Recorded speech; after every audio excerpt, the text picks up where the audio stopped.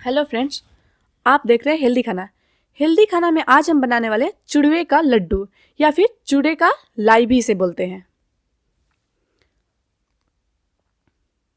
जो कि मुख्यतः मकर संक्रांति में खा जाता है। इसके लिए मैंने लिया है 250 ग्राम चूड़वा यानी चूड़ा और 150 ग्राम मैंने गुड़ लिया है और आधी इंच से भी कम हमने अदरक लिया है और इसको अच्छे से कूट लिया है। इन्हीं 3 चीज़ों का प्रयोग करके हम चूड़े का लड्डू बनाएंगे या फिर चूड़े का लाई, जो कि खाने में बहुत ही स्वादिष्ट लगता है और सर्दियों में इसे लोग बहुत पसंद करते हैं। और मकर संक्रांति पर तो ये खाने का रिवाज है बहुत सारी जगहों पे। अब सबसे पहले इस प्रोसेस में हमें क्या करना है, चूड़े को भून लेना होगा बिना किसी तेल का। इस चूड़े को हमें भूनना है। तो हमने कढ़ाई को गर्म कर लिया था। अब इस गर्म कढ़ाई में मैंने चूड़े को इस तरह से डाल दिया और आँच को इस प्रोसेस में तेज रखेंगे और इसे कंटिन्यू चलाते रहना है।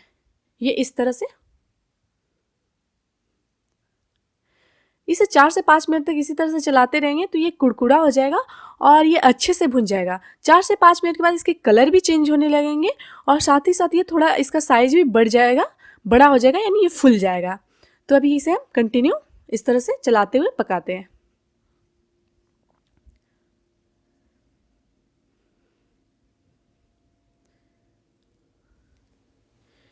ध्यान रखना है इसे बिल्कुल कंटिन्यू रूप से चलाना है, क्योंकि ताकि ये जले नहीं, क्योंकि ये जल जाएगा तो इसका टेस्ट बहुत बेकार लगेगा। तो इसे हमें इस तरह से चलाते रहना। देखिए अब चूड़े का कलर चेंज हो गया है और इसका साइज भी बढ़ गया है। अब ये देखिए बिल्कुल ये हम मसल रहे हैं तो बिल्कुल मसला जा रहा है, इसका मतलब कि ये पक गया है। अब गैस को हम इस बंद कर देते हैं और चूड़े को किसी दूसरे बर्तन में शिफ्ट कर लेते हैं। ये मैंने इस तरह से शिफ्ट कर लिया दूसरे बर्तन में। कढ़ाई को वापस से हम चूल्हे पर चढ़ा देते हैं। तो हमारा चूड़वा रेडी है। अब हम गुड़ का ट्रीटमेंट करेंगे। अब हमारा कढ़ाई भी गर्म हो चुका है। अब कढ़ाई में हम थोड़ा सा पानी डालेंगे। पानी गर्म हो रहा है। अब इसमें गुड़ डाल दें और गैस को इस तरह से थोड़ा तेज कर देंगे और इसे मेल्ट होने देंगे। बीच बीच में इसे इस तरह से हल्का हल्का चलाते रहेंगे ताकि अच्छे से मेल्ट हो जाए, कि ताकि पूरा पानी में ये गुड़ मिल जाए, अच्छे से ये मेल्ट हो जाए। गुड़ के एक साइज को लेकर हमें कोई ज़्यादा टेंशन लेने की ज़रूरत नहीं है, क्योंकि ये वापस से मेल्ट हो जाता है। चाहे आप कितने भी बड़े गुड़ ले लें, ये धीरे धीरे मेल्ट हो जाता है। बस इसे इस तरह से हल्के हल्के हमें चलाते रहना होता है। बस ये अभी तो हम तेज़ आंच रखेंगे, जब ये अच्छे से मेल्ट हो जाए तब हम इसका आँच कम कर लेंगे। अब हमें इसका आँच कम करना होगा।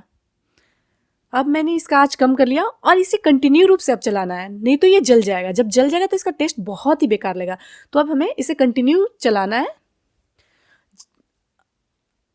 आप देखेंगे थोड़ी देर के बाद आपके किचन में सौंधी सौंधी सी गुड़ की खुशबू आने लगेगी। तो इस तरह से आप इसे चलाते रहें।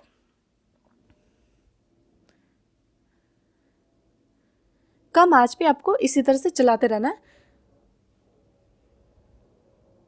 अभी जो हमने अदरक रखा था कूट के, उसको भी मैंने डाल दिया। अब इसे अच्छे से मिला देते हैं।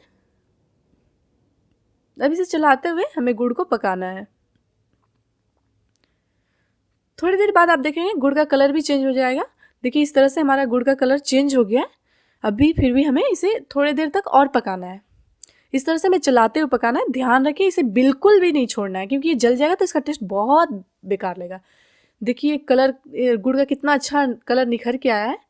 अब हमें इसे चेक करना है। एक पानी में हम इसको डाल देंगे। अब इस तरह से हम चेक करेंगे पका है या नहीं पका है।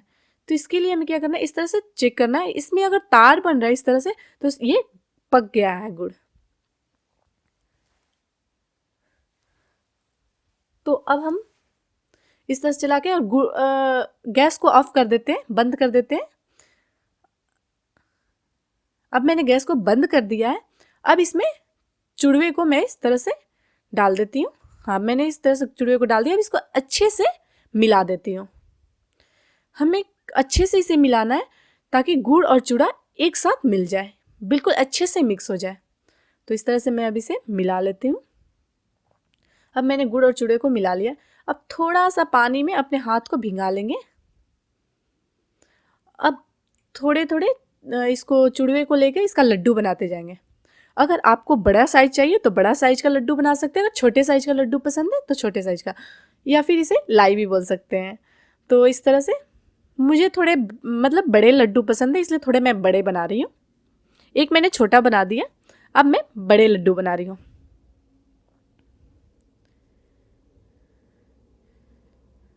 अगर थोड़ा ये लूज हो तो आप टेंशन नहीं लें, क्योंकि जब ये ठंडा होगा तो ये बिल्कुल टाइट हो जाएगा।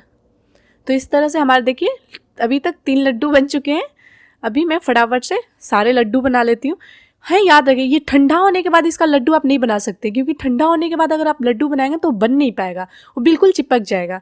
तो आप थोड़ा गर्म रहता है तो हमें थोड़ा सा हाथ में पानी लगा के बनाना होता है।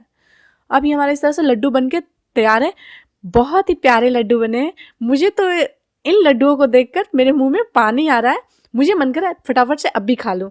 तो आप भी बनाएं लड्डू और अपने परिवारजनों को खिलाएं और अपने घर के बच्चों को खिलाएं।